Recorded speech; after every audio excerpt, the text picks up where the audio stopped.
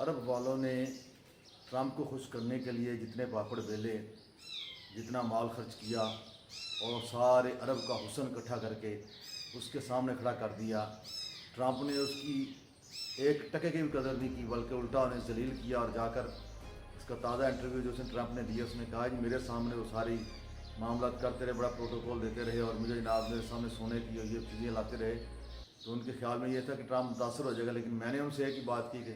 میرے ساتھ معاہدات کرنے تو کرو ورنہ ختم، تو انہوں نے فوری معاہدے پر جو ہے سائن کر دیے۔ تو اس نے ان کی ساری جو ہے نا جی ان کی واٹ لگا کے رکھ دی ٹرمپ نے۔ تو یہ بدبختی ان عرب والوں کی،